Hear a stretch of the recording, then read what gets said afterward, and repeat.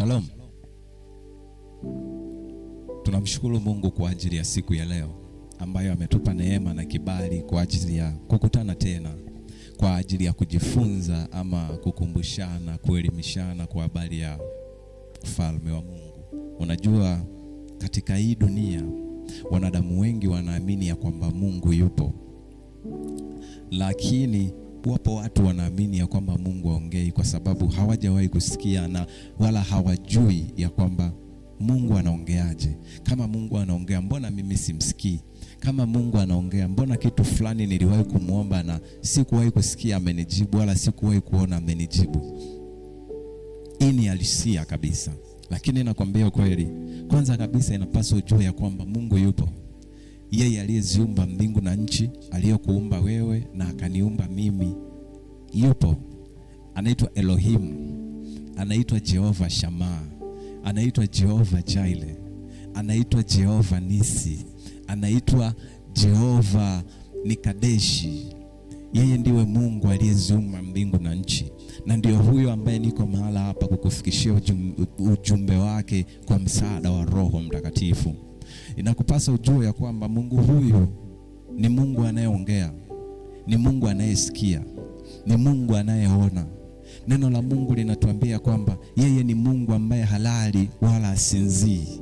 Yeye ni Mungu ambaye yupo karibu na sisi, anasema na sisi. Hakuna siku ambayo Mungu ameacha kusema na mwanadamu katika maisha yake. Siku zote Mungu huongea.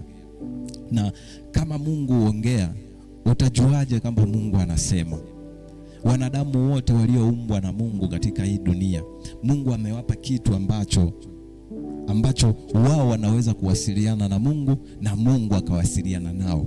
Kila mwanadamu ambaye unamuona katika hii dunia, ambaye anatembea, amelala ama anaumwa, whatever alivyo, Mungu amewaumba wanadamu hawa na akawapa njia ya wao kuwasiliana na Mungu na Mungu kuwasiliana nao. Mungu amewaumba wanadamu akawapa uelewa wa wao kumuelewa Mungu anasema nini, na wao kujua Mungu anasema nini, na Mungu kujua mwanadamu anasema nini. Maana yake ni kwamba Mungu alipomuumba mwanadamu, katikati ya yeye na mwanadamu ameweka kitu kinaitwa mawasiliano, ambayo mawasiliano haya ni mawasiliano baina ya Mungu na mwanadamu. Shida inakuja ni kwamba ni namna gani ambayo mwanadamu anaweza kumsikia Mungu, ama ni namna gani ambayo mwanadamu anaweza kujua hapa Mungu ananiongelesha? Ni namna gani ambayo mwanadamu atajua ya kwamba huyu ni Mungu anasema na mimi? Ama ni namna gani ambavyo mwanadamu anaweza akamuongelesha Mungu? Umeelewa?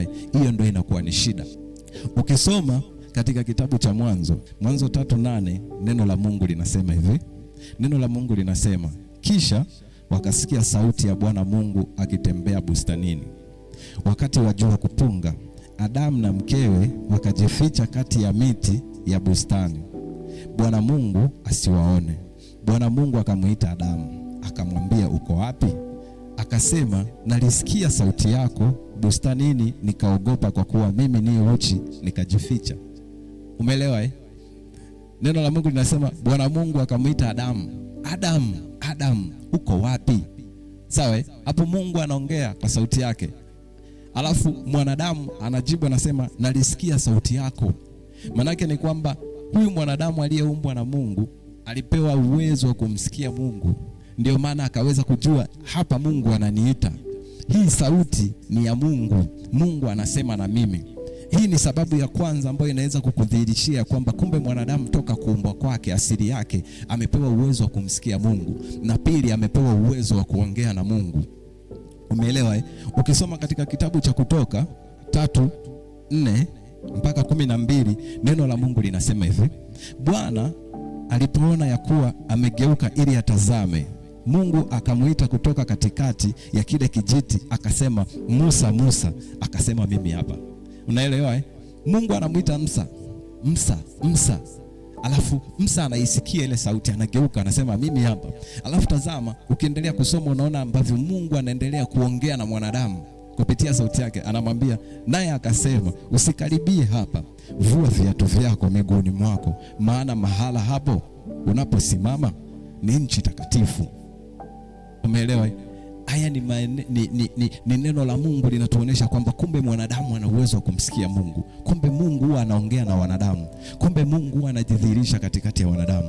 Na ukiendelea kusoma hapa utaona ya kwamba wana wa Israeli walipokuwa utumwani Misri walianza kulia wakimwomba Mungu, wakimuita Mungu. Wanamwambia Mungu, ulisema tutakaa utumwani miaka 400. Mbona sasa imefika miaka 430? Walipokuwa wakizidi kuongea, Mungu ukisoma katika hii ukisoma katika Kutoka hii 3 ukisoma kuanzia 7 anasema, basi akasema, hakika nimeyaona mateso ya watu wangu walioko Misri, nami nimekisikia kilio chao kwa sababu ya wasimamizi wao, maana nayajua maumivu yao. Umeona, nimesikia kilio chao. Wana wa Israeli walikuwa wanamlilia Mungu, Mungu akasikia. Hili ni jambo ambalo linatuzidishia kumbe Mungu anasikia, na kumbe Mungu anaona, kumbe Mungu anaongea, kumbe Mungu ana uwezo wa kushuka kwa katikati ya wanadamu na kuwasaidia watu. Kumbe Mungu ana uwezo wa kushuka katikati ya wanadamu na kusema na maisha yako na kusema na maisha yangu. Kumbe Mungu anaweza kuja kuyasaidia maisha yangu. Lakini inatakiwa ujue ya kwamba Mungu kuongea na mwanadamu, anaongea kwa aina nyingi, ama anazo njia nyingi anazoweza kuzitumia kwa ajili ya kusema na mwanadamu. Lakini mwanadamu ili amwongeleshe Mungu, sawa, anayo njia moja tu. Ni njia pekee moja alionayo mwanadamu, ambayo mwanadamu anaweza kuitumia kwa ajili ya kuongea ama kwa ajili ya kumwongelesha Mungu. Na njia hii ni kupitia ibada ya kweli. Tunapozungumzia Mungu anazo njia nyingi, nitakuonesha njia nyingi ambazo Mungu huzitumia kuongea na wanadamu. Lakini mwanadamu amepewa njia moja tu ya kutumia ili aweze kumwongelesha Mungu ama kuongea na Mungu. Na njia hii ni kupitia ibada ya kweli. Nikizungumzia ibada imebeba mambo mengi sana. Ibada imebeba sadaka. Sadaka ni ibada mbele za Mungu. Kuna watu walitoa sadaka mbele za Mungu na kupitia ile sadaka Mungu akashuka kuzungumza nao. Mfano, Suleimani alitoa sadaka, naye Mungu akaja kuongea naye akamwambia, nimeiona sadaka yako. Kuna mtu katika Biblia anaitwa Kornelio, alitoa sadaka. Ile sadaka ni ibada mbele za Mungu, ambayo ile sadaka inaenda kuongea mahitaji yako mbele za Mungu, naye Mungu anasikia kile ambacho unakiongea ndani ya moyo wako, kisha Mungu anafanya nini? Anakujibu. Umeelewa? Ibada ni maombi. Maombi ni sehemu ambayo mwanadamu anaweza akaifanya, ambayo akaweza kumwongelesha Mungu ama akaongea na Mungu kupitia maombi. Haya maombi ni ibada. Mtu amejifungia ndani, amekaa sehemu, amepanda mlimani, anaomba, anautafuta uso wa Mungu. Katika kuomba kwake, the way anavyoomba, Mungu anasikia kuomba kwake. Mungu anasikia maombi ya yule mtu. Mungu anashuka kumjibu. Ninapozungumzia ibada, ninazungumzia kusifu na kuabudu. Paulo na Sila walipokuwa wamefungwa gerezani, hawakuomba. Biblia inatuambia katika kitabu cha Matendo ya Mitume ya kwamba nao walipokuwa katika kusifu, kumwabudu Mungu na kumsifu Mungu, Mungu akawasikia. Tazama, likashuka tetemeko, misingi ya gereza ikaanza kutikisika. Kwa nini? Kwa sababu katika ibada, sifa na kuabudu ni njia mojawapo ya kusema na Mungu. Unasema na Mungu kupitia kumsifu. Unasema na Mungu kupitia kumwabudu. Wewe ni Mungu mkuu. Wewe ni Mungu muumbaji. Wewe ni Mungu ambaye umeziumba mbingu na nchi. Unapomsifu kwa kumwimbia, unapomsifu kwa kumwabudu, unapomsifu kwa kutamka maneno fulani juu yake, yale maneno inakuwa ni njia ya wewe mwanadamu kumsemesha Mungu. Kwa hiyo kuna sadaka katika ibada, kuna maombi katika ibada, kuna kusifu na kuabudu katika ibada, kuna kusoma neno la Mungu. Mwanadamu kusoma neno la Mungu, akatafakari. Katika lile tafakari anakuwa akisema na Mungu, na Mungu amsikia, na Mungu anamjibu. Kwa hiyo ni muhimu sana katika maisha yako mwanadamu ambaye unataka kusema na Mungu ama unataka kuongea na Mungu, ujifunze kufanya ibada. Ibada nikimaanisha kutoa sadaka, ibada nikimaanisha kuomba, ibada nikimaanisha kusifu na kuabudu, ibada nikimaanisha kusoma neno na kulitafakari lile neno. Hii ni ibada ambayo inampa mwanadamu, katika hii inampa mwanadamu kumsemesha Mungu, kumwambia Mungu yale yote ambayo yanamsumbua ama anayoyapitia ama yaliyo ndani yake, na Mungu akamsikia. Umeelewa eh? Lakini zipo njia nyingi ambazo Mungu zitumia kumwongelesha mwanadamu, na njia hizi Mungu amezitengeneza ama ameziweka kwa makusudi kwa ajili ya kuwafikia wanadamu wote waliopo duniani. Na ili mwanadamu afanye ibada, amwongeleshe Mungu, ibada simaanishi kuokoka. Ibada na maanisha kuamini ya kwamba Mungu yupo na kumtafuta. Uokovu umekuja sawa kwa ajili ya kuwakomboa watu, kuwatoa katika dhambi, kuwatoa katika hali ya mauti, kuwatoa katika hali ya mateso. Umeelewa? Ibada inafanyika na kila mtu, awe mkubwa awe mdogo, awe ameokoka ama hajaokoka, anafanya ibada mbele za Mungu na Mungu anamsikia. Kitabu cha Agano la Kale, wote waliokuwa wakimtafuta Mungu katika Agano la Kale walikuwa hawajaokoka, kwa sababu wokovu umekuja duniani baada ya Yesu Kristo. Umeelewa eh? Hata tukizungumzia wokovu wa Musa aliwakomboa wanadamu, lakini hakuwakomboa, aliwakomboa wana wa Israeli, lakini hakuikomboa dunia. Lakini tunapozungumzia ibada, tunazungumzia ibada ya watu wote, ambao hawa watu, ibada hii ili ikamilike, kuna kitu kimoja ambacho kinaendana na ibada, ambacho cha kitu kinaitwa imani.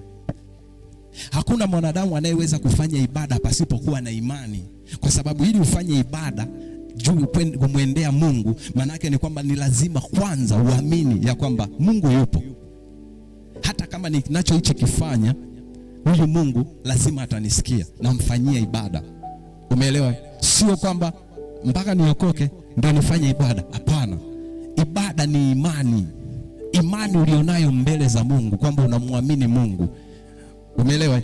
Ukisoma katika kitabu cha Waebrania 11 mlango wa 6, neno la Mungu linasema hivi: lakini pasipo imani haiwezekani kumpendeza, kwa maana mtu amwendeaye Mungu lazima aamini kwamba yeye yupo na kwamba huwapa thawabu wale wamtafutao. Kwa imani Nuhu akiisha kuonwa na Mungu katika habari za mambo yasiyoonekana bado, kwa jinsi alivyomcha Mungu, aliunda safina apate kuokoka na nyumba yake kwa imani. Umeelewa? Neno la Mungu linasema lakini pasipo imani haiwezekani kumpendeza Mungu. Kwa hiyo kwanza inaanza imani ya kumwamini Mungu. Unapoenda kufanya ibada, lazima kwanza uamini Mungu yupo naye huwapa thawabu wamtafutao. Kuokoka ni jambo zuri sana na ni jambo la muhimu sana katika maisha ya kila mwanadamu, lakini huwezi kuokoka kama hauna imani. Na ili uokoke lazima uwe na imani ya kwamba unamwendea Mungu, alafu usikilize mafundisho yanayohusu wokovu, ujue ya kwamba kwa nini unaokoka. Umeelewa? Kwamba Yesu Kristo alikufa msalabani kwa ajili yako. Kuwa na imani kwa Mungu ni vizuri, lakini kinachokufanya wewe upate kuokoka na mauti, upate kuokoka na hukumu ya siku ya mwisho, upate kuokoka na kufutwa jina lako katika kitabu cha hukumu na uandiko jina lako katika kitabu cha uzima wa milele, kitakachokufanya wewe upate ile neema ya msamaha, kwamba unapokosea upate kusamehewa na jina lako lijulikane mbele za Mungu, ni kwamba inatakiwa umkiri Yesu na umfanye Yesu kuwa Bwana na Mwokozi wa maisha yako. Manake ni kwamba unaanza kufundishwa.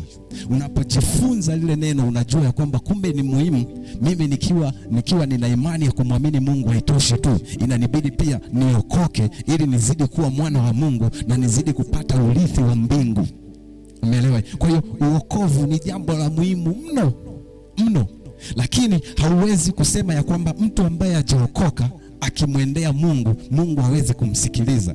Leo hii katika hii dunia kuna watu wengi sana ambao hawajaokoka, lakini niamini mimi, Mungu yupo pamoja nao na hajawahi kuwaacha, isipokuwa Mungu anachotengeneza, anatafuta wakati sahihi na muda sahihi wa kuwafanya wale watu, kuwatumia watu, ili wale watu ambao hawajaokoka wapate kuzidi kulisikiliza neno lake, alafu wapate kujua ya kwamba kumbe imani haishii kumwamini Mungu tu. Kumbe kuna hatua nyingine ambayo inatakiwa nipige ya kumpokea Yesu na kumfanya kuwa Bwana na Mwokozi wangu, na baada ya hapo haishii hapo tu, inatakiwa nipige hatua tena, nipate kufanya nini?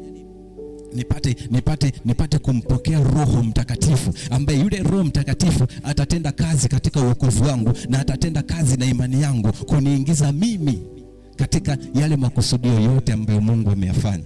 Kwa hiyo wokovu ni muhimu sana, lakini watu ambao hawajaokoka, si kwamba Mungu hawasikii, anawapenda. Ndio maana yeye ni Mungu wa wote wenye mwili, umeelewa? Kwa hiyo waliookoka na ambao hawajaokoka wakimtafuta Mungu kwa imani, Mungu wajibu. Isipokuwa aliyeokoka anakuwa anapata neema ya upendeleo.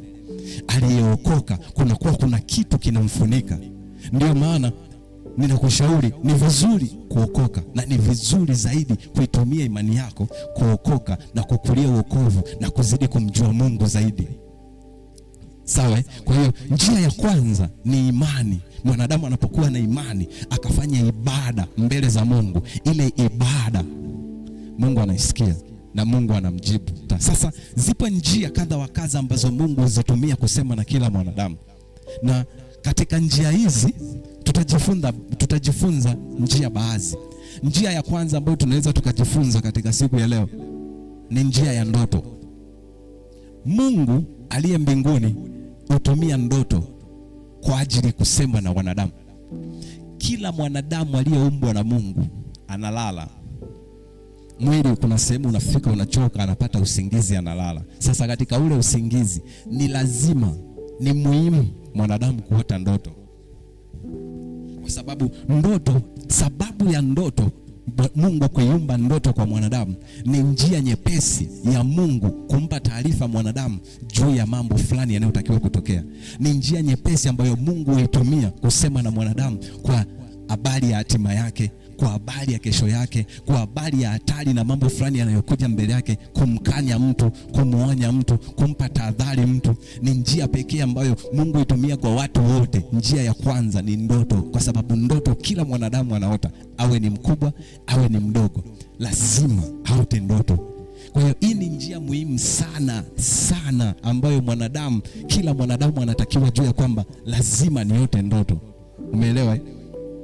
Ukisoma katika kitabu cha Mwanzo 41:1 mpaka 36, ukiweza kusoma itakuwa ni vizuri zaidi. Ikawa mwisho wa miaka 2 mizima, Farao akaota ndoto, na tazama amesimama kando ya mto.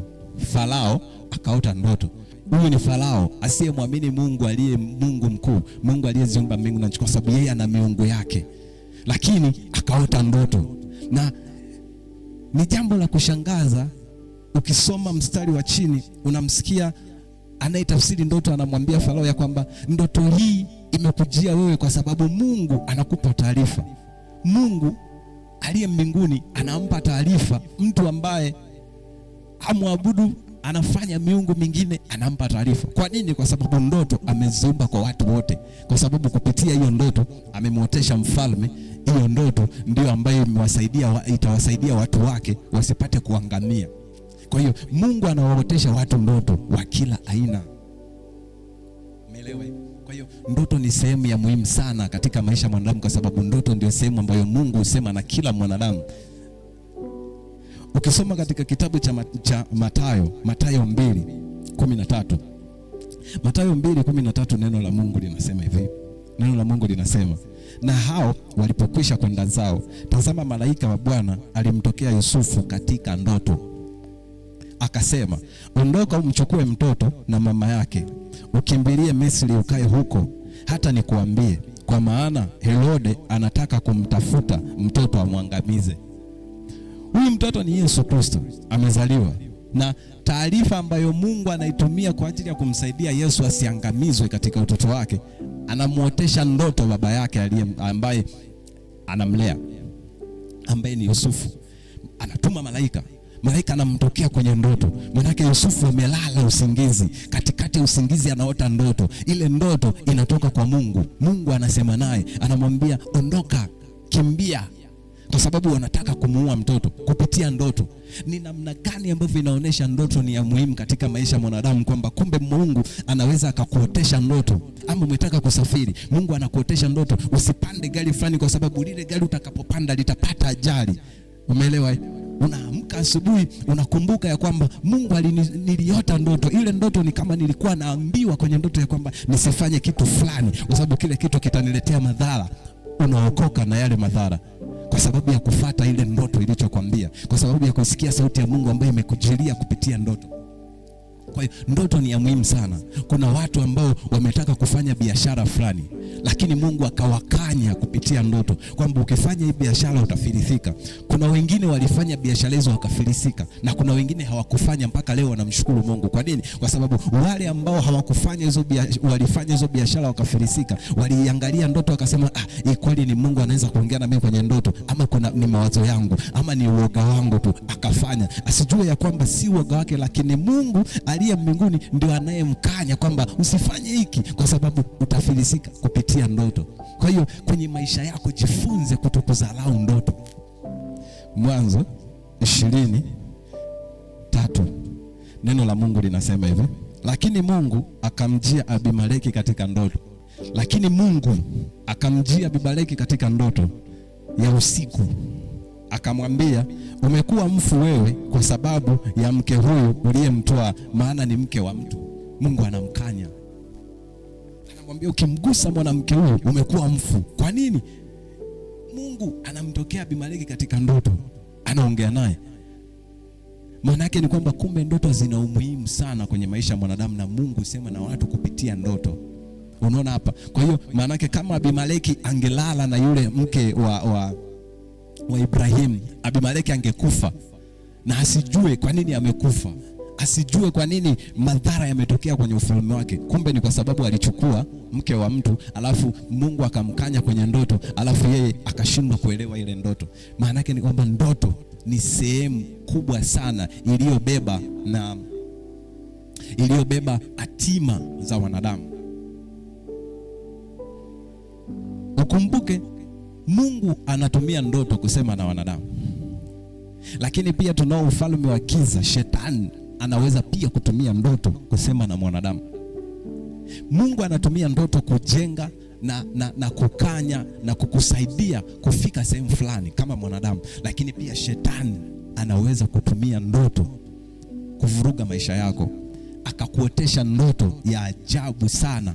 Mfano, unasali katika kanisa fulani chini ya mtumishi wa Mungu ambaye shetani akimwangalia yule mtumishi wa Mungu anamuona huyu mtumishi wa Mungu ni mtumishi ambaye huyu mtumishi wa Mungu anaweza kukutoa sehemu moja akakupeleka sehemu nyingine. So shetani anachokifanya, anaweza kukusubiri ukiwa umelala, akatuma pepo lake moja ambalo lile pepo likavaa sura ya mtumishi, alafu ile sura ya mtumishi, yule mtumishi akaonekana na mapembe. Kwenye ndoto umelala, unashangaa unaota, unamuona mtumishi wako. Unamuona mtu ana sura ya mtumishi wako, alafu ana mapembe, alafu anakwambia njoo hapa mwanangu, mimi ndio baba yako. Unaanza kupiga kelele, kwa jina la Yesu. Unashtuka kwenye ndoto. Ukiwa umekaa unawaza, hii ni ndoto ya namna gani hii? Mwanadamu ameumbiwa mawazo. Kwa siku ya kwanza utakubali, utasema labda hamna, ni kitu hamna. Lakini the way utakavyokuwa unazidi kukaa unatafakari ile ndoto, shetani akianza kukuletea ndoto za design hiyo, unaanza kupata hofu, unaanza kupata mashaka, unaanza kupata doubt fulani. Hivi kweli mtumishi wa Mungu huyu au ni yeye ndo amenitokea kwenye ndoto? Huyu ni mtumishi wa Mungu kweli mzuri? Mwisho wa siku unajikuta kama mimi kila nikiendaga kanisani waga naota ndoto mbaya juu ya watumishi. Mwisho wa siku nimeshaga kata tamaa, naona kama vile watumishi wa Mungu wote ni waongo. Kumbe ni shetani anatafuta kukuzuia wewe usikae kwa watumishi wa Mungu, ili ukaja ukafika sehemu fulani, ama ukajua Mungu anasema nini juu ya maisha yako, ukafikia pale ambapo unatakiwa kufika. Shetani anaweza kukuotesha ndoto. Ukumbuke shetani anaitwa mungu wa dunia hii. ana uwezo fulani ambao aliuiba kwa wanadamu, alafu anautumia ule uwezo kuwadhuru wanadamu hao wasifike mahala fulani. Kwa hiyo lazima uwe makini katika ndoto. Kuota ndoto ni jambo jingine na kutafsiri ndoto ni kitu kingine. Sawa? Unaweza ukaota ndoto, lakini ni muhimu sana awepo mtu kwenye maisha yako ambaye yule mtu atakuwa ni mtumishi wa Mungu ambaye amekuzidi kiroho, ambaye anakuongoza, ambaye unaweza ukamfuata ukamwambia, nimeota ndoto lakini hii ndoto sijaielewa. Nimeota 1 2 3, alafu yule mtumishi wa Mungu akakueleza akakwambia, hii ndoto ukitafsiri, sauti ya Mungu inasema ya kwamba Mungu anakutaka wewe umtumikie, ama sauti ya Mungu inasema ya kwamba hivi, ama akakwambia hii ndoto haijatoka kwa Mungu isipokuwa imetoka kwa adui yako anatafuta kukuangamiza, ndio maana amekuotesha ndoto kama hii ili kukupa hofu ya kufanya kitu fulani ili usifikie pale unapotakiwa kufika.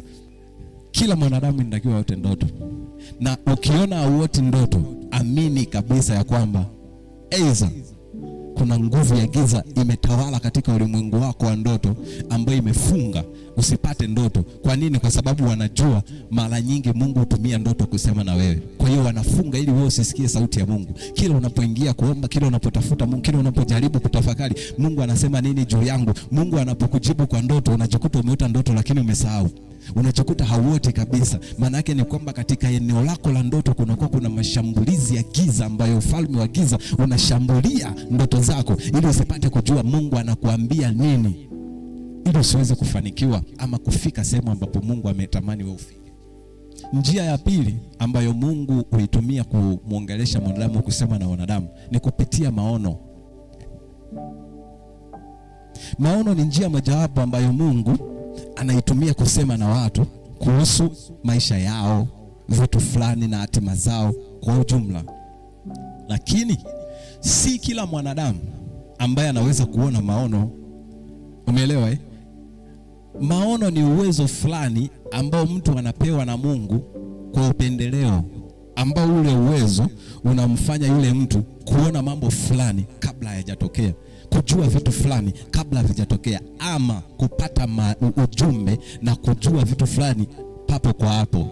Hajalala, hajasinzia, anatembea, lakini ghafla anashangaa kwenye macho yake, anaangalia lakini anaona kitu kama TV, ama anaona jambo fulani linatokea mbele ya mtu ambalo lile kitu inakuwa ni kama kitu fulani kinatokea kwa ghafla, anaona alafu inapotea. Na yuko macho, hajalala wala hajasinzia.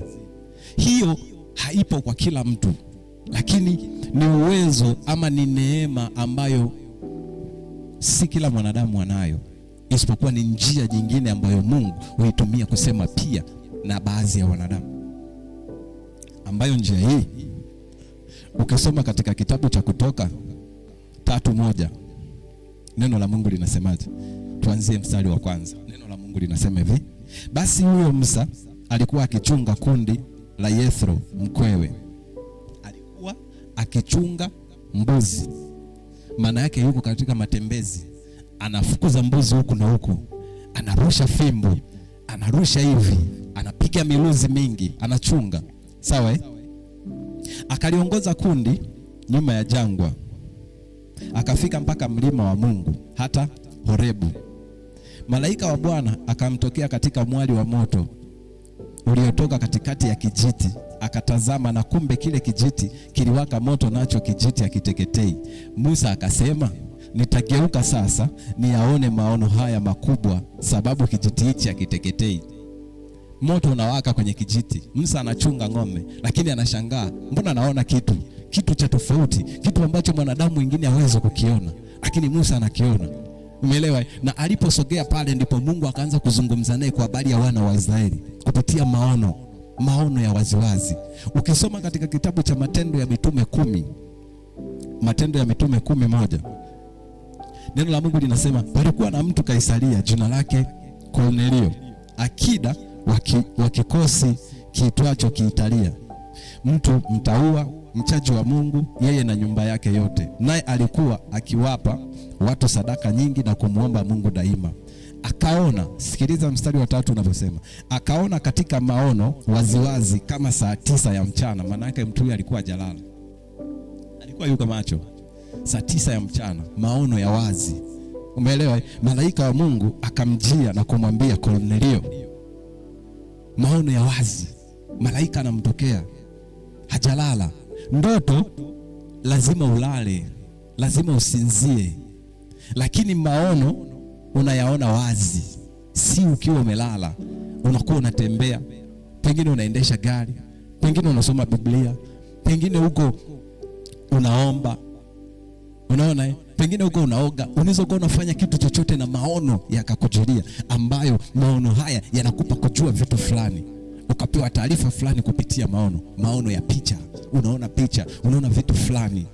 Na vitu kama hivi watu wa design, wengine wanakuaga ni mitume, wengine wanakuaga ni manabii, hata wachungaji wengine, kuna wengine wanaona maono. Kwa nini? Kwa sababu ni upendeleo wa Mungu. Ndio maana anasema vyote ni vyake na anampa yoyote ampendaye. Si lazima tu kuwa mtume ndio ukaona maono. Si lazima tu kuwa nabii ndio ukaona maono. Kuna wakati hata wachungaji, kuna wakati hata wainjilisti wanaona maono vizuri sana. Na kuna watu ambao sio wachungaji, sio walimu, sio wainjilisti, hawana hata kipawa cha kimungu, isipokuwa Mungu amewapa neema ya kuona maono, ambayo neema hiyo wamepewa neema hiyo kwa sababu ya wao, unakuta wamepewa neema ya kuwa ukombozi wa familia.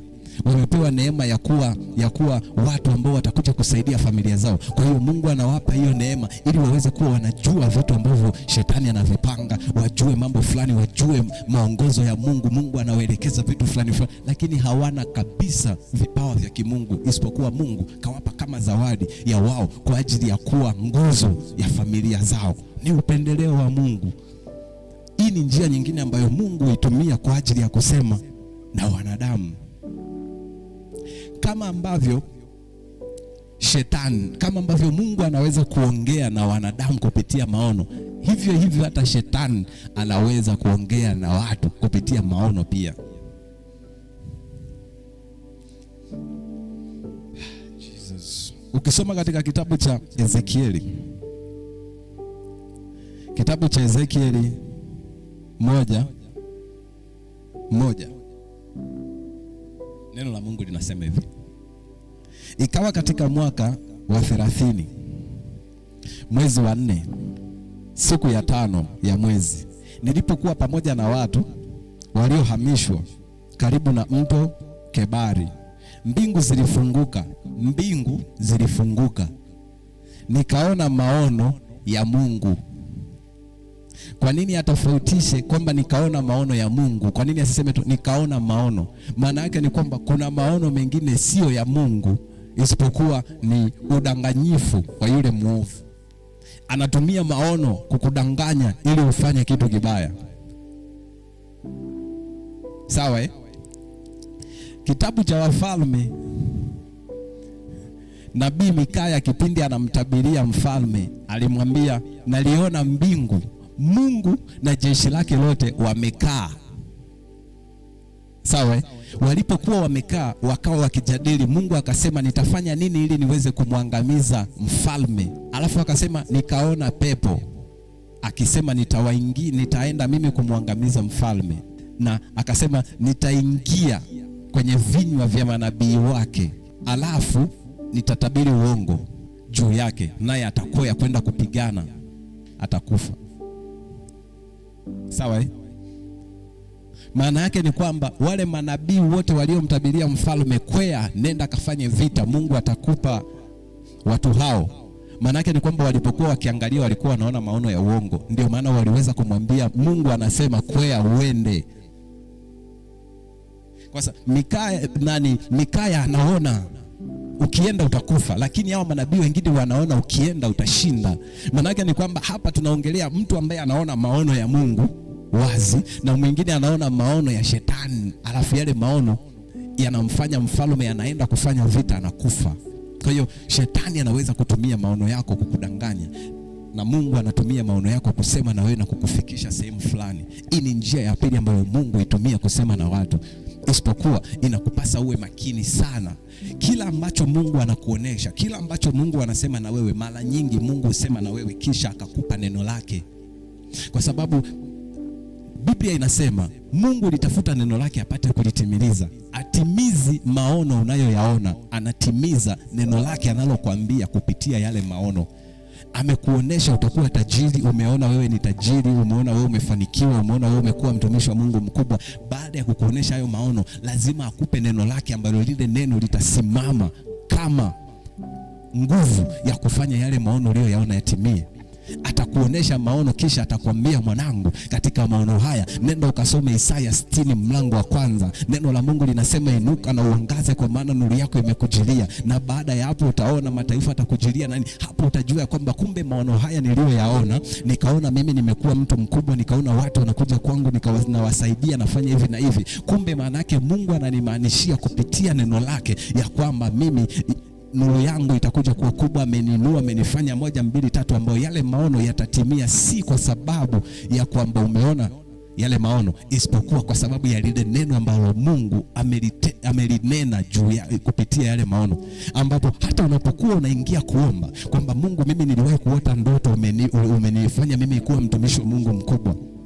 Unapokuwa unaomba, njia ya kuomba ili Mungu atimize yale maono uliyoyaona sio kumwambia Mungu uliniotesha ndoto, sio kumwambia Mungu ulinionyesha maono, isipokuwa ni kumwambia Mungu, niliona maono. Baada ya yale maono, wewe ulisema kupitia neno lako, ukasema ya kwamba umenipa mimi kufanya hiki na hiki. Neno lako linasema kupitia kitabu fulani fulani ambacho kile amekupa, ambalo lile neno ndilo Mungu atakalolitimiza ili yale maono yatimie. Kuwa makini katika ndoto zako, kuwa makini katika maono yako, na ama kupata mtu ambaye Mungu amempa uwezo wa kukusaidia kutafsiri vile vitu. Kuota ndoto na kuona maono ni kitu kingine, na kutafsiri ndoto na maono ni kitu kingine kabisa. Tusome katika kitabu cha Danieli. Tusome kitabu cha Danieli 1:17. Neno la Mungu linasema hivi: basi kwa habari za hao vijana 4, Mungu aliwapa maarifa na ujuzi katika elimu na hekima. Alafu sikiliza, Danieli naye alikuwa na ufahamu katika maono yote na ndoto zote. Maana yake kuna watu wamepewa uwezo, ufahamu wa kujua kila aina ya ndoto unayoota na kila aina ya maono unayoota. Yaani ukimwambia nimeota ndoto hii na hii na hii, anakwambia, ndio maana anakwambia haya maono yanamaanisha hiki na hiki, na hii ndoto inamaanisha hiki na hiki. Ndio maana hata ukisoma kitabu cha Mwanzo, Yusufu alipokuwa gerezani, wale watu wawili walipoota ndoto, walipoziota zile ndoto, Yusufu walipoenda wakamwambia, tumeota ndoto lakini hatuwezi kuzitafsiri. Yeye akamwambia, niambieni mimi, kisha Roho wa Mungu aliye ndani yangu atawapa kuwafunulia nini yale yaliyojificha katika hizo ndoto. Wakamwambia ndoto zao na akawatafsiria. Maana yake kuota ndoto ama kuona maono sio shida, isipokuwa kuyatafsiri na kujua kile ambacho Mungu anakisema kupitia hiyo ndoto au maono ndio shida. Kwa hiyo ni muhimu awepo mtu mbele yako, Roho wa Mungu anayemuongoza, ili kukusaidia wewe kutafsiri na kujua maana ya kile kitu unachokiota ama unachokiona. Ni muhimu sana. Shalom. Lakini njia nyingine ambayo Mungu huitumia kusema na watu kupitia sauti ya Mungu. Sauti. Unajua ndoto ni sauti ya Mungu na maono ni sauti ya Mungu, lakini pia ipo sauti ya Mungu kama hii ninayoongea na wewe. Nitakuelewesha. Mtu anapoota ndoto, kwenye ile ndoto anaweza asisikie sauti, isipokuwa akaona tukio fulani. Lile tukio kilichukua ukilitafsiri, unapata sauti ambayo inakuambia maana ya lile tukio.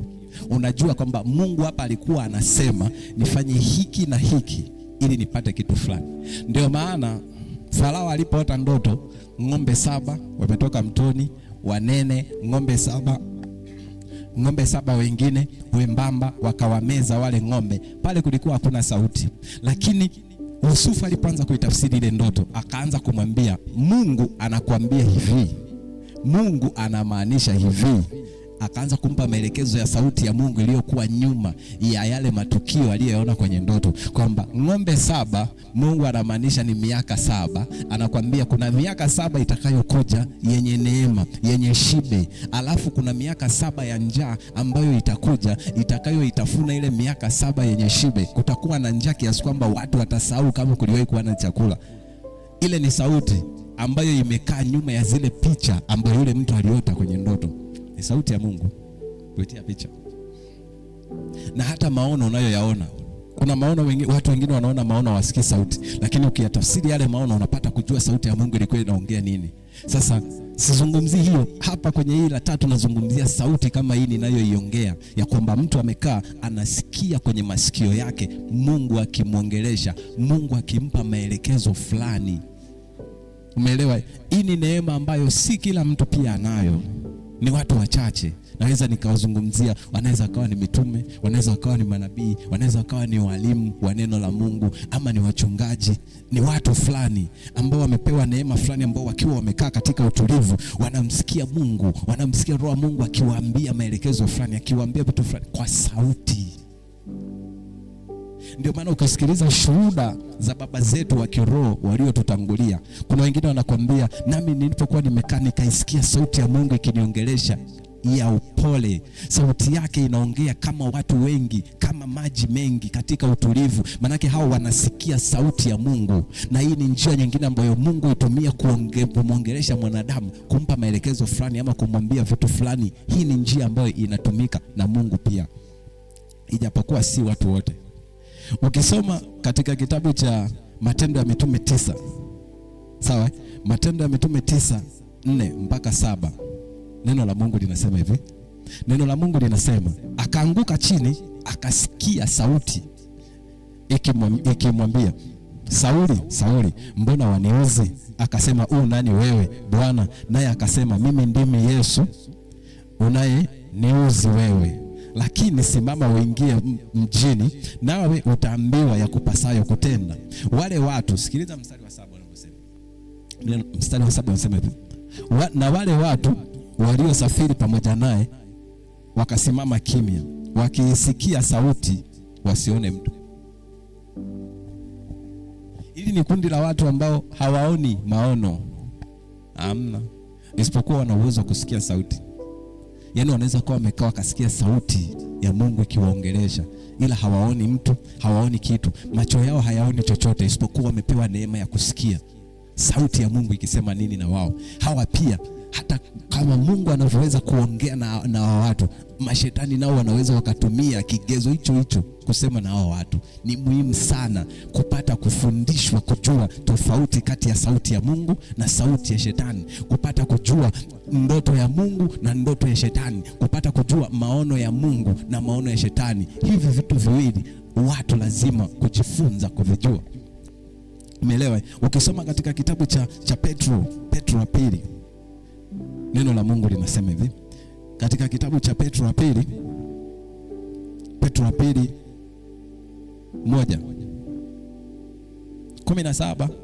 1:17-18, neno la Mungu linasema hivi, maana alipata kwa Mungu Baba heshima na utukufu hapo alipoletewa sauti iliyotoka katika utukufu mkuu, huyu ni mwanangu mpendwa wangu nipendezwaye naye. Sawa, mstari wa 18 unasema, na sauti hiyo sisi tuliisikia ikitoka mbinguni tulipokuwa pamoja naye katika mlima ule mtakatifu. Na sauti hiyo sisi tuliisikia tulipokuwa pamoja naye. Manake hatukuona maono, hatukuona kitu, isipokuwa tulisikia sauti ya Mungu ikisema, huyu ni mwanangu mpendwa wangu. Manake hii ni njia nyingine ambayo Mungu huitumia kuwapa watu taarifa, anaitumia kuwaambia watu vitu fulani, anaitumia kuwasaidia watu kwa ajili ya kufika sehemu fulani. Njia ya kwanza tumeona ni ndoto, njia ya pili tunaona ni katika maono, njia ya tatu tunaona ni katika sauti halisi ya Mungu. Umeona? Lakini katika njia nyingine inayofuata ni kupitia sauti ya mwanadamu. Sauti ya mwanadamu. Mungu anaongea kupitia sauti yake mwenyewe, lakini pia Mungu anaweza kuzungumza kupitia sauti ya mwanadamu. Sauti ya mwanadamu. Hii ni njia ambayo Mungu anaitumia kwa kutafuta mtumishi, kutafuta mtu au watu, akawaweka, alafu Mungu akaachilia roho yake ndani ya wale watu, alafu wale watu wakaanza kuongea. Wale watu, wewe utaisikia sauti ya hawa watu, lakini nyuma ya ile sauti ya wale watu, Mungu ndiye anayeongea kupitia wale watu. Mfano, wachungaji, walimu wa neno la Mungu, wainjilisti, au kama mimi hapa ninavyoongea na wewe, roho ya Mungu ndani yangu. Hapo unaisikia sauti yangu mimi. unaisikia sauti ya Mikaeli, lakini kiuhalisia nyuma yangu ama ndani yangu yupo Roho wa Mungu ambaye ndio anayeongea na wewe kupitia sauti yangu. Kwa hiyo mimi natumika kama chombo, natumika sauti yangu kama chombo kukufikishia ujumbe wa ile sauti ya Mungu ambayo inaongea ili ikwambie yale ambayo wewe unapaswa kuyajua. Hii ni njia ambayo inatumika na Mungu.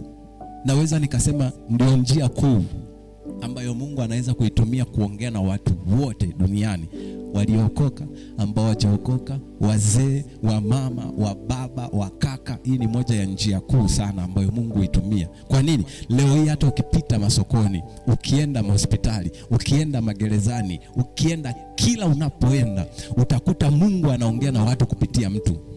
Utakuta wainjilisti wamo masokoni wanahubiri, acha dhambi, okoka, mpende Yesu. Pale sio wao, pale ni Roho wa Mungu yumo ndani yao, anatumia sauti zao kusema na wewe, kwa sababu wewe ni binadamu na mimi ni binadamu. Kwa hiyo sauti ya Mungu inapotumia ubinadamu wangu mimi kuongea na wewe, ni vyepesi sana wewe kuelewa, kwa sababu anaweza kukuondesha ndoto ukasema mimi katika ndoto sikuelewa na wala sikuwa na mtu wa kunitafsiria. Akakupa maono ukasema sikuelewa wala sikuwa na mtu wa kunitafsiria yale maono.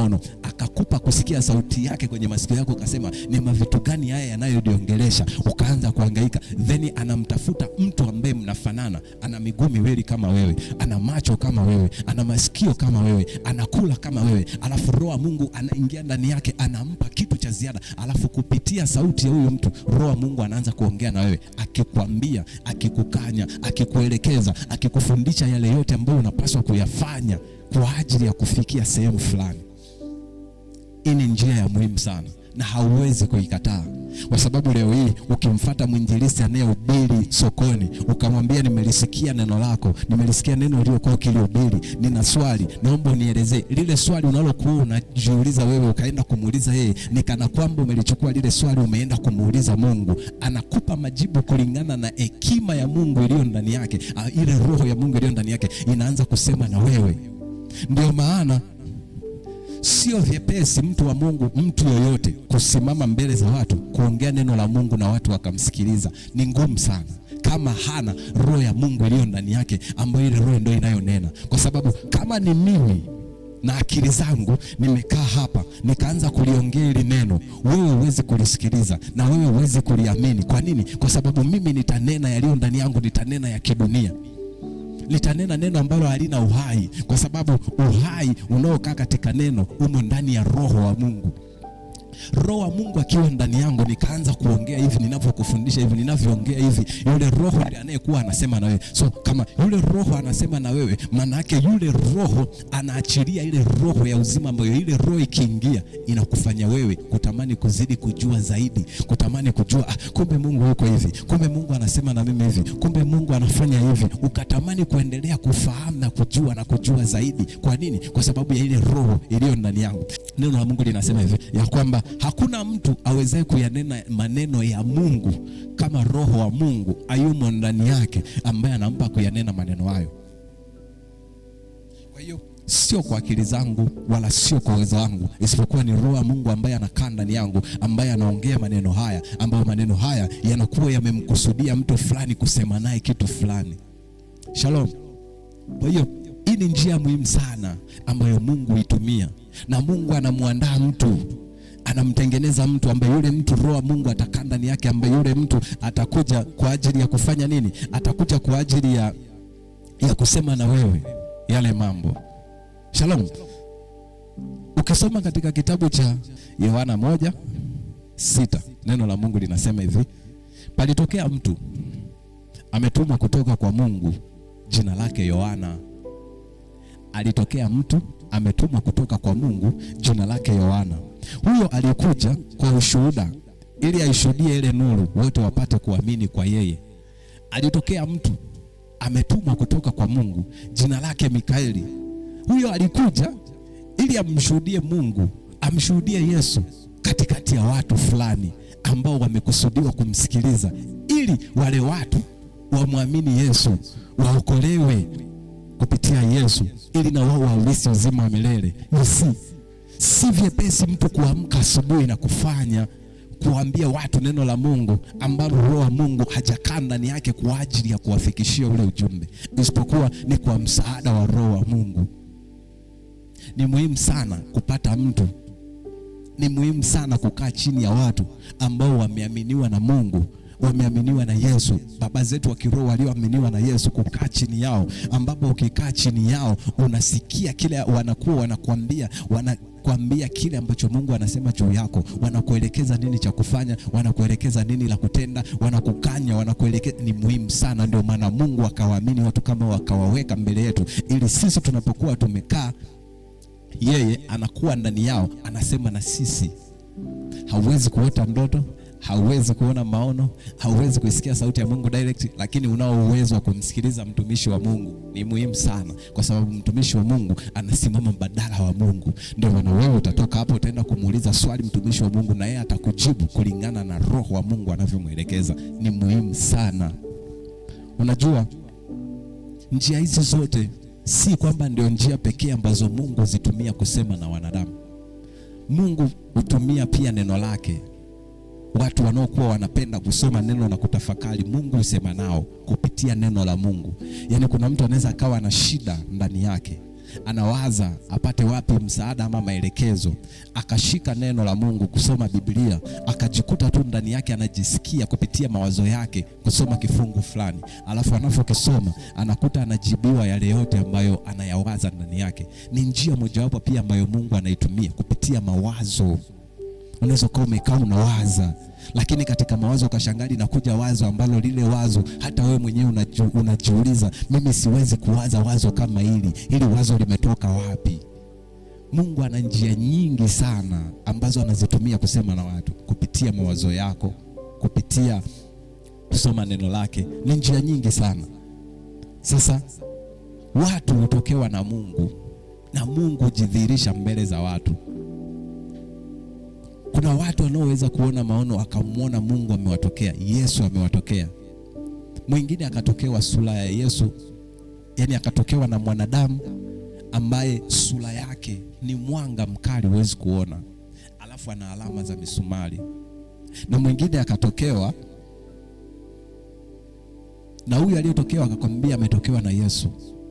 Na mwingine akatokewa na mwanga mkali asiweze kuona kitu chochote, na ule mwanga ukawa unamwambia vitu, na yeye akawa ametokewa na Yesu Kristo.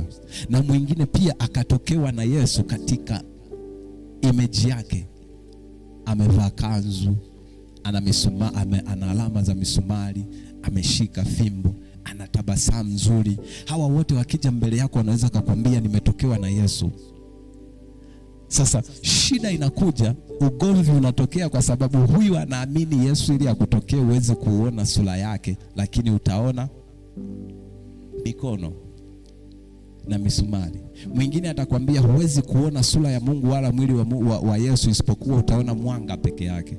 Na mwingine atakwambia akikutokea utamwona anatabasamu, ana mshipi wa goldi kiunoni, ana fimbo, ni mzuri, ana tabasamu nzuri. Umeona? Hawa wote watakwambia, huyu atakwambia huyu hajatokewa na Yesu, kwa sababu Yesu mimi alinitokea hivi na namjua. Na huyu atakwambia. Hii yote inakuwa ni shida, kwa sababu tunasahau jambo moja.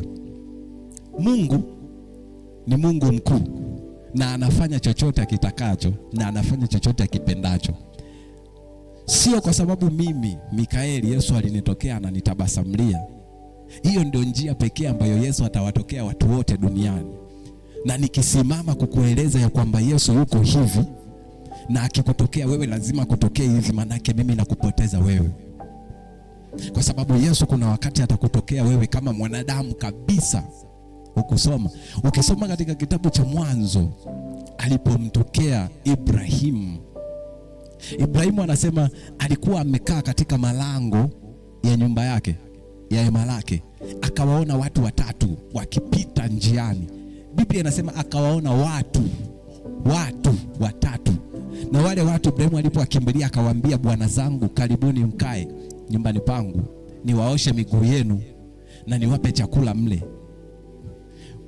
Ibrahimu amekutana, anawaita wale watu Mungu, akawakaribisha kwake. Mungu aliyemtokea Ibrahimu amekaa kwenye mkeka wa Ibrahimu, ameoshwa miguu na Ibrahimu kwa sababu miguu yake ilikuwa ina vumbi, kapikiwa chakula, akala, akanywa, akaamka, akaondoka. Ukisoma Biblia, neno la Mungu linasema Mungu hali wala hanywi. Asa utajiuliza inawezekanaje kwa Ibrahimu? Ibrahimu akasema Mungu wangu kula unywe. Kwa nini? Kwa sababu Mungu yeye ni yote, katika yote na ndani ya yote na zaidi ya yote. Hapana aliye kama yeye. Anaweza akakutokea Ibrahimu kama mwanadamu, anaweza akamtokea Musa kama moto, anaweza akamtokea Elia kama upepo na sauti ya upole, anaweza akamtokea Sauli ambaye ni Paulo kama mwanga, na anaweza kuwatokea wanafunzi 12 kama Yesu katika mwili wake. Anatokea kulingana na neema yako na kulingana na vile ambavyo yeye ameamua kujidhihirisha kwako. Umeelewa? Kwa hiyo sio lazima Yesu akutokee ama uone maono umekutana na Yesu anakuambia vitu kwamba ni mwanga. Kuna wakati atakuja kama mwanga, kuna wakati atakuja kwako kwa sura yake na mfano wake halisi alivyo. Usipokuwa makini, kuna wakati utakataa kusema naye kwa sababu utahisi ya kwamba huyu si yeye.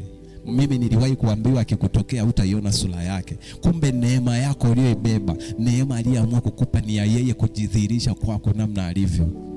Kwa hiyo Mungu watokea watu kwa aina tofauti tofauti, na Mungu hana formula isipokuwa kwa msaada wa Roho Mtakatifu. Roho Mtakatifu anatupa kujua kwamba kuna aina kama hii Mungu anaweza kuongea na wewe kupitia ndoto, kuna aina kama hii, lakini Mungu ana njia nyingi, na hizi ni njia baadhi ambazo yeye ametupa sisi neema ya kujifunza ili upate kujua, ambazo ni njia nyepesi ambazo Mungu anaweza kusema na watu. Mpendo, Mungu aliyeziumba mbingu na nchi yupo. Yesu Kristo yupo, aliyetufia sisi msalabani, ambaye ametupa neema ya kukusanyika mahala hapa kwa ajili ya kulisikia neno lake. Ninakusihi sana, usije ukakata tamaa kumtafuta, usije ukakata tamaa kumfuata.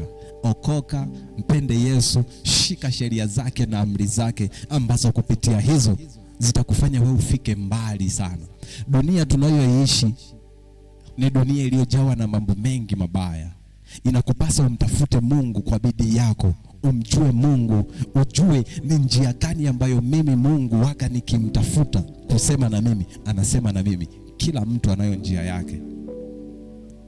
Kuna wengine ni ndoto, huwezi kuambia kitu. Kuna watu wakifunga wakaomba wakasema Mungu nataka nimuulize Mungu kwa habari ya biashara yangu. Akiamua kabisa kuingia kwa kumtafuta Mungu, kufanya ibada vizuri, akilala Mungu anamjibu. Anaota ndoto ambayo ile ndoto inampa tafsiri ya majibu ambayo Mungu anampa. Kuna wengine ni maono, kuna wengine ni kupitia kusoma neno, kuna wengine ni kupitia kutafakari na mawazo, kwamba huyo mtu waka yeye ili Mungu amuongeleshe ama yeye amuongeleshe Mungu ni lazima apate muda wa kujitenga, atafute kusikia sauti ya Mungu. Mungu anaongea naye. Ni muhimu katika maisha yako kujua ni njia gani ambayo Mungu huitumia kusema na wewe binafsi, kwa sababu maisha haya tunayoishi ni baina yako wewe na Mungu. Sio wewe na watu wengine, ni wewe na Mungu. Na mahusiano yako kati yako wewe na Mungu ndio yatakayo kufanya wewe umjue Mungu sana, na yatakayo kufanya wewe ulisi uzima wa milele. Ni lazima ujifunze kutafuta njia ambayo Mungu ataitumia, Mungu anayoitumia kusema na wewe. Ni muhimu sana. Ninakushauri, penda kufunga, penda kuomba, penda kusoma neno, penda kutafakari, toa sadaka, fanya ibada. Mungu wa mbinguni atakubariki sana. Bwana Yesu, tunakushukuru kwa ajili ya siku ya leo. Neema yako imekuwa nasi tulikoanza mpaka tumemaliza. Ninawaombea watoto wako waliowakusudia kusikia neno lako, wakapate kusikia kile ulichosema nao. Bwana Yesu, funika njia zao, wape kujua njia ambayo wewe umeikusudia juu yao kwa ajili ya wewe kusema nao. Fungua ndoto zao, maono yao na sauti zao, masikio yao yakapate kukusikia wewe. Mioyo yao Bwana ikawe mbele zako, nawe ukapate kusema nasi katika nyakati hizi za mwisho. Wewe Mungu ukapate kujulikana kuwa ni Mungu mkuu. Sawa na ulivyosema ya kwamba itakuwa ni katika nyakati hizi, asema Bwana, utaimwaga roho yako juu yetu, binti watatabiri, watu wataota ndoto, wataona maono. Roho hiyo ikapate kuwa juu yetu, nasi watu wakapate kujua kila sehemu ambayo wewe umekusudia kusema nao, ili kila mtu akapate kusikia wewe ukisema nao juu ya maisha yake binafsi. Bwana, tunakutukuza, tunakushukuru. Asante kwa kuwa pamoja nami. Tukutane wakati mwingine. Shalom.